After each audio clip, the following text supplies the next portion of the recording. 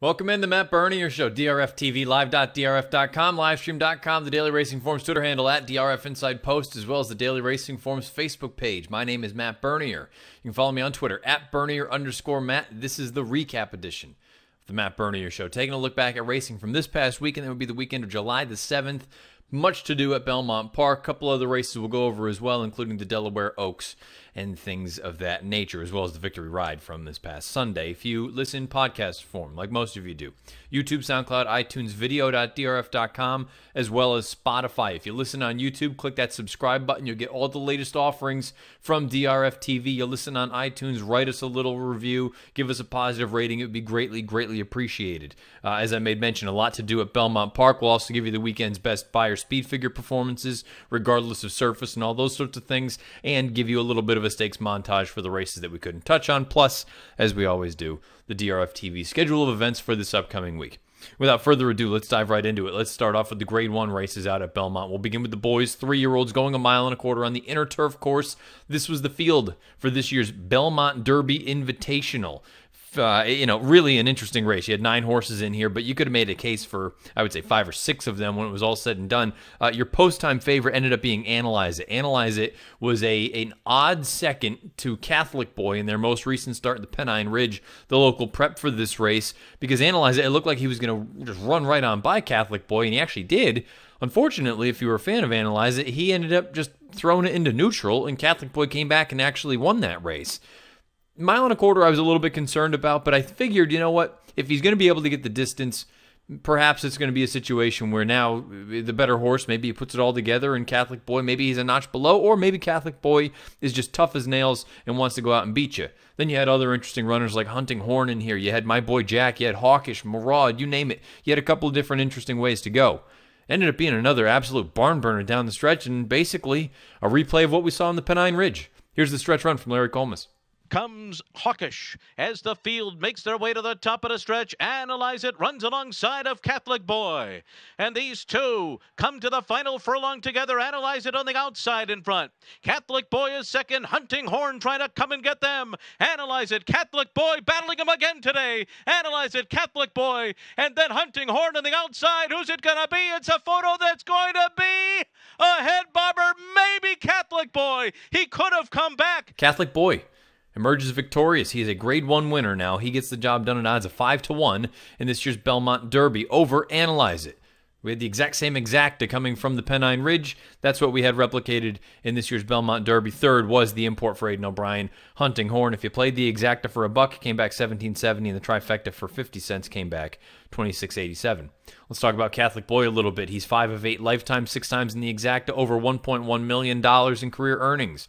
Owned by Robert V. LaPenta, Matticat Stables LLC, Sienna Farm LLC, and Twin Creeks Racing. Trained by Jonathan Thomas, bred by Fred W. Hertrick III and John D. Fielding in Kentucky. Ridden to victory by Javier Castellano, and you see the pedigree at the bottom of the horse card. He is by More Than Ready out of a Bernardini mare named Song of Bernadette.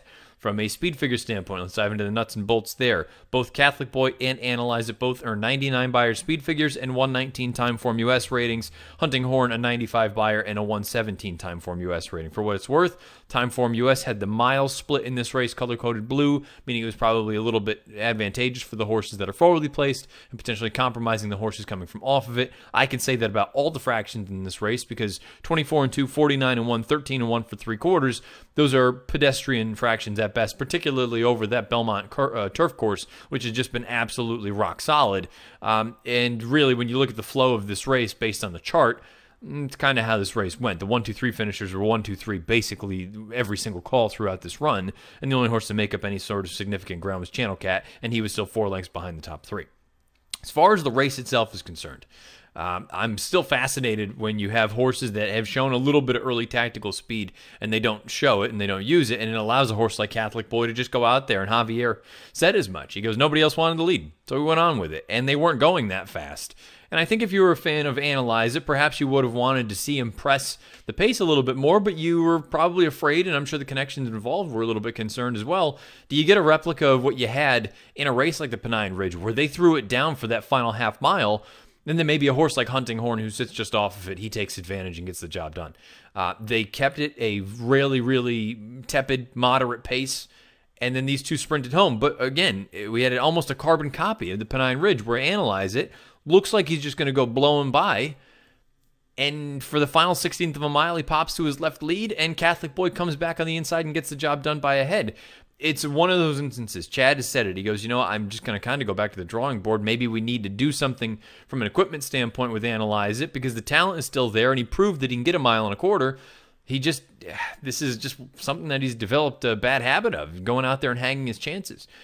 It's a little bit reminiscent of what we've seen from Wonder Godot prior to them adding the blinkers, and then she goes on to a smashing score in the Queen's Plate last weekend. Maybe it's just a matter of Analyze It needing a little bit of an equipment change. Chad has made mention of that. Plan is the Secretariat at Arlington Park on August the 11th that may add the blinkers. And who knows, maybe that'll make all the difference.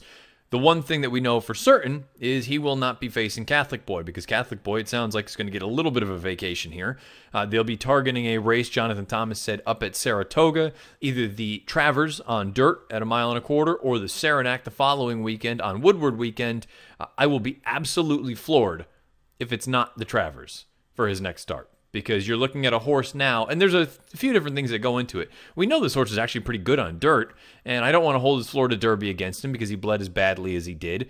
And he ran okay in that race down at Tampa Bay Downs. It wasn't great, but he ran fair enough, especially when you consider that was his first start as a 3-year-old. But more importantly, if you're in this from a breeding standpoint, this horse is a Grade 1 winner on turf. He is a Grade 2 winner on dirt, but if you can get a Grade 1 at a distance that he's going to excel at, 10 furlongs, all of a sudden his value goes through the roof. I will be floored if he is not running on dirt up at Saratoga in the Travers as opposed to the Saranac. I think Catholic Boy is a nice horse.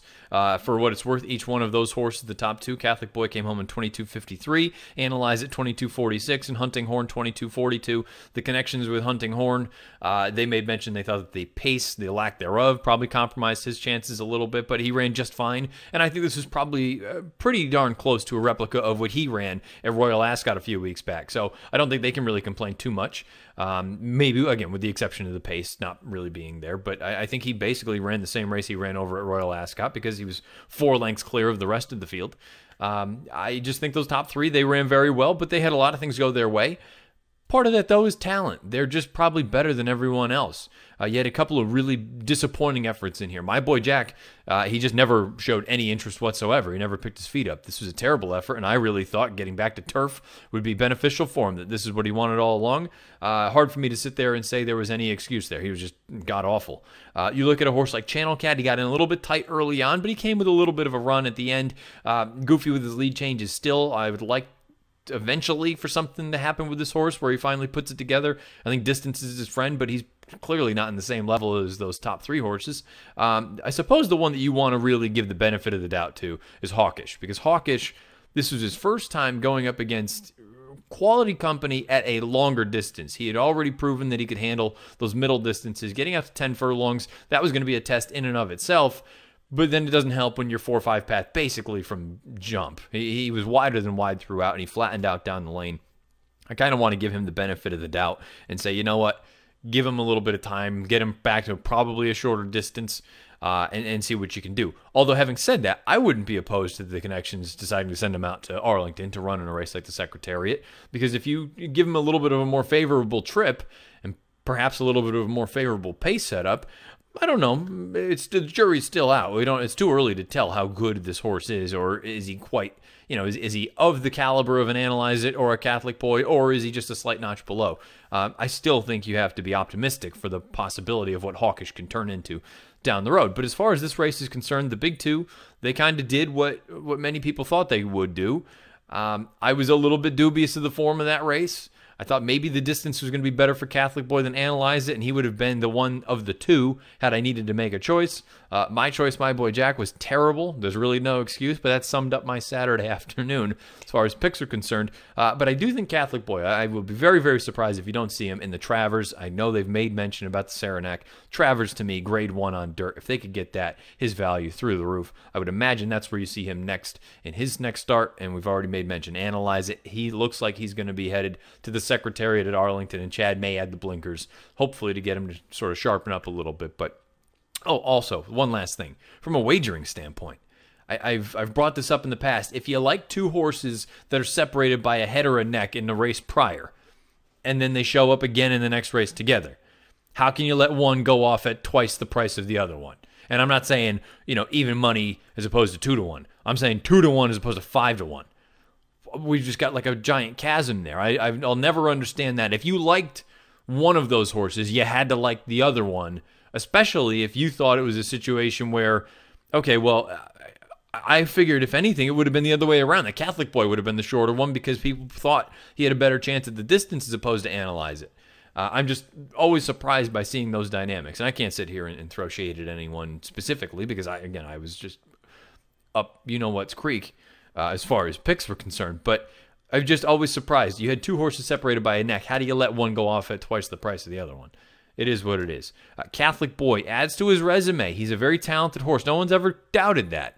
He just needed to do it on the biggest stage. He did that on Saturday afternoon. He wins the Grade 1 Belmont Derby with a 99 buyer and a 119 time form U.S. rating. The runner-up, Analyze It, 99 buyer, 119 time form U.S. rating.